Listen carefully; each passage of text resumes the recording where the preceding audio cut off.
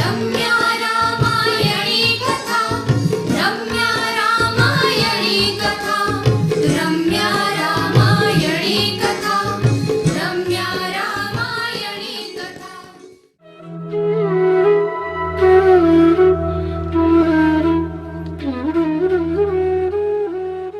दशम श्रेणी संस्कृत साहित्य मंजरी पुस्तक अंतर्गत सीतायाः वनगमनं कवितार चतुर्थ भाग अर्थात दशम एकादश एवं द्वादश श्लोक आजिर आलोच्य विषय। तृतीय भागरे आमे पढ़िथिले रामचंद्र सीतांक आगरे निजर मानसिक अवसादर कारण व्यक्त करिथिले। पूर्वे सत्य प्रतिज्ञ राजा पिता दशरथ कैकेयींकु दुईटी वरदान पई सत्य करिथिले। रामंक अभिषेक उत्सवर पूर्व दिन सत्यपाशरे आबद्ध तथा धर्म दृष्टि कालर आयत्ताधीन होइथिबा राजा पिता दशरथ कैकेयींकर इच्छा पूर्ण करिबा पई बाध्य होइथिले।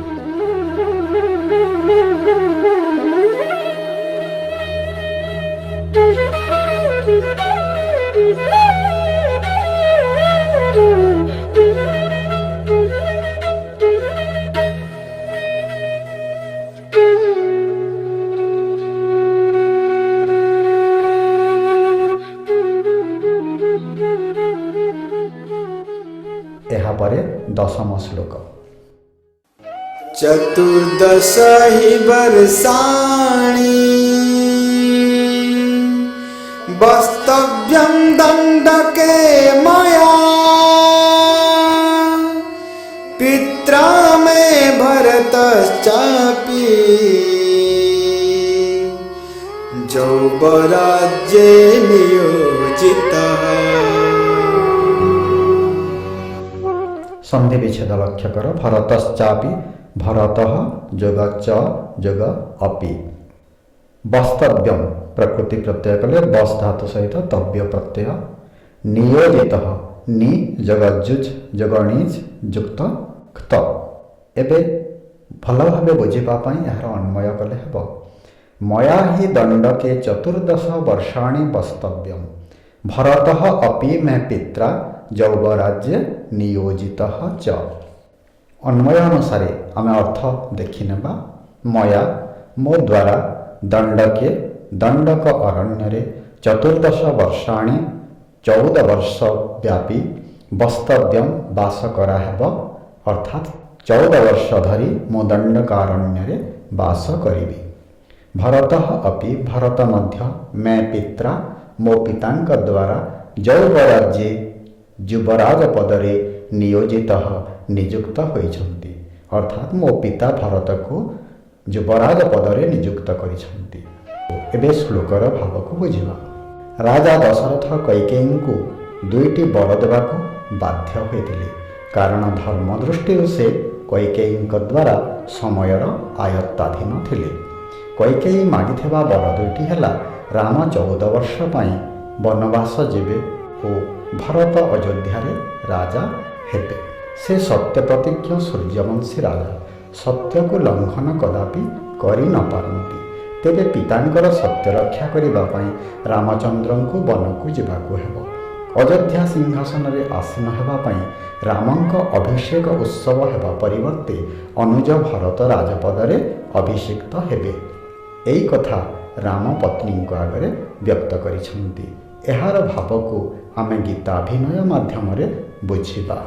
मातांकर इच्छा पिता पूर्ण करिछन्ति भरते अयोध्या राजा पद देछन्ति। काली प्रभातरु मोहि हेबि बनचारी बकल पिंधि मुहेबी दंडक निवासी महारण्य जीविते जी अयोध्या नगरी 14 बरस जाए न आसिबी फेरी। यहाँ पर परवर्ती श्लोक। विप्रियं न च कर्तव्यम् भरतस्य कदाचन स हि राजा च वैदेही देशस्य च कुलस्य च। श्लोकांतर्गत पदगुड़ी को देख। विप्रियम व्यासवाक्य हम प्रियस्य अभाव अव्ययीभाव समास। कर्तव्यम प्रकृति प्रत्यय क्रुजग तव्य। आम श्लोकर गद्य रूप करवा। वैदेही कदाचन भरतस्य विप्रियम न कर्तव्यम स हि देशस्य कुलस्य च राजा। अर्थ बुझा। वैदेही यह सीता को संबोधन करा जायछि कारण से विदेह राजांक कन्या। कदाचन केबे हेले भरतस्य अनुज भरतंक विप्रियम अप्रिय न कर्तव्यम करिब नहीं स ही से ही देशस्य कुलस्य च राजा देश ओ वंशर राजा। श्लोकर भाव को बुझिबा। रामचंद्र विदेह राजनंदिनी सीता को वैदेही बोली संबोधन करिसंती। से पत्नी को राजभवन रे छाड़ी वन को जीवे तेणु पत्नी को से उपदेश देउछंती। रामचंद्र हुए तो आशंका करिथिबे जे जेउ अनुज भरत पाई रामंकु सिंहासन लाभरू वंचित होई वनवासी हेबाको पड़िछि। हुए तो सीता से कथा सह्य करि न पारि भरतंक प्रति अप्रिय आचरण करि पारंती। सेथिपाई रामचंद्र पत्नी को कहिछंती, हे सीते मो चलीगला परे तुमे अनुज भरतंकर कदापि विरुद्धाचरण करिब नाही। निजे प्रजा भावे तांको राजा बोली ग्रहण करी तांको आनुगत्य को स्वीकार करि नेब।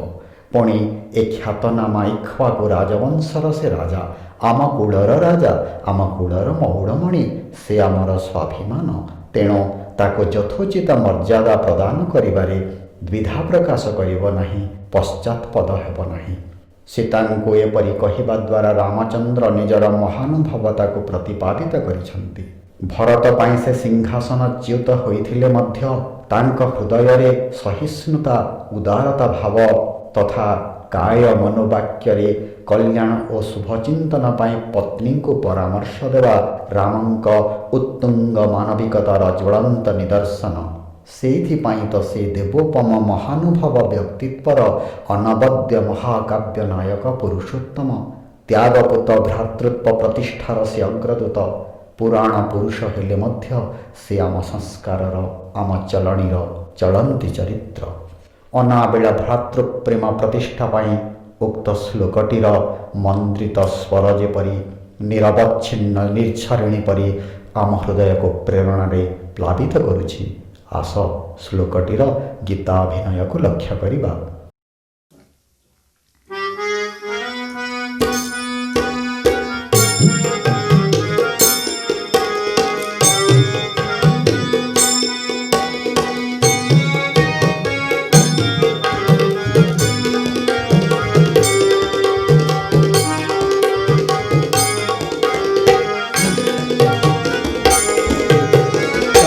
प्रभाते जीवी मुनि बीड़ कानने अयोध्या कटके थीब ए राजा भवने राममणि गो सुखी थीब निज धर्म जानी गो अनुज भरत सिंहासन विराजीव रतन किरीट तार मस्तके शोभिब राममणि गो राजा बोली थिब तांकु जानी गो अनुजर राजपण करिब ग्रहण प्रजा भावे ताकु सदा देवसन मान राममणि गो दाता मकुल मथामणि गो।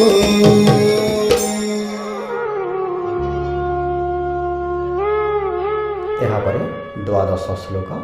अहं गमिष्यामि महावनं प्रिये त्वया हि वस्तव्यमिहैव भामिनि यथा व्यळिकं कुरुषेण कस्यचित् तथा त्वया कार्यमिदं वचो मम।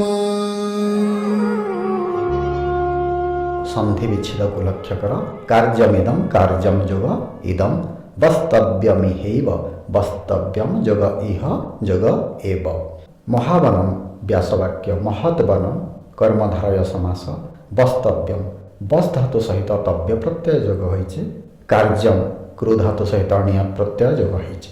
अन्वय कले हेबा प्रिय अहम महावनम गमिष्यामि भामिनी त्वया इह एव वस्तव्यम यथा कस्यचित् व्यळिकं न कुरुषे तथा त्वया कार्यम इदं मम वचः।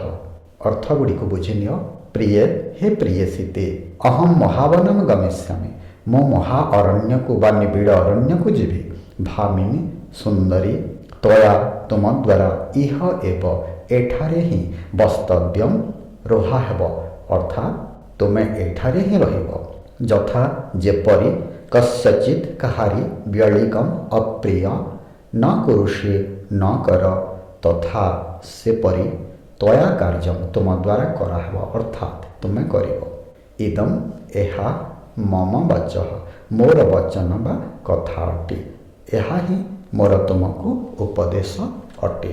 श्लोकर भाव को जानिबा रामचंद्र 14 वर्ष पाई वनवास करिवे निबिड़ अरण्य रहिबे से पत्नी को उपदेश दे निजर महानुभावतार परिचय देइछन्ति। से सीता को हे प्रिय हे सुंदरी हे जानकी इत्यादि बारंबार संबोधन करिछन्ति जहाँकि सीतांक प्रति एक निबिड़ अंतरंगता तथा आवेगपूर्ण आवेदन को सूचित करुछि। जो कैकेयींक वर प्रभाव राम वनवास जीवे जो अनुज भरत पाई राम सिंहासनच्युत जो पितांक सत्यरक्षा पाई राम 14 वर्ष वनवास जीवे से समस्ते सही राजभवन रे ही थिबे। सीता हुए तो पतिंकर ए दुरावस्था पाई सेमानंको दायी करि पारंती तथा असहिष्णु अप्रिय भाव आचरण करि पारंती।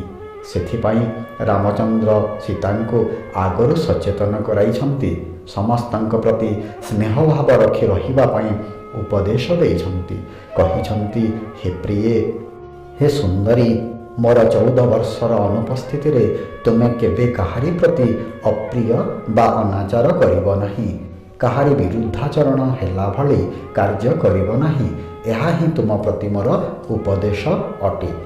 वनवास जीवा काल मध्य राम निजर दुख पाई काहाको दायी करिबा परिवर्ते समस्तंक प्रति स्नेह सौहार्द्य और सम्मान को अक्षुण्ण रखिछन्ति।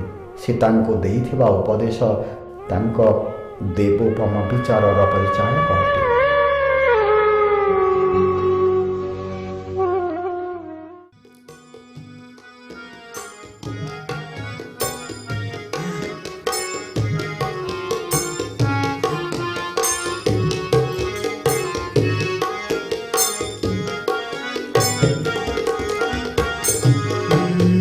सुंदरी गो प्राण प्रिय सुन मोर वचन काली प्रभातरु मोहि गो चली जीवे कानन केबे हेले कहा मन रे रोष करिब नाही मानभिमान तेजिण सदा थिबटी रही ज्ञाति परिवार मन रे केबे न देव दुख शांति प्रेम भाव आचरी सदा लभिब सुख।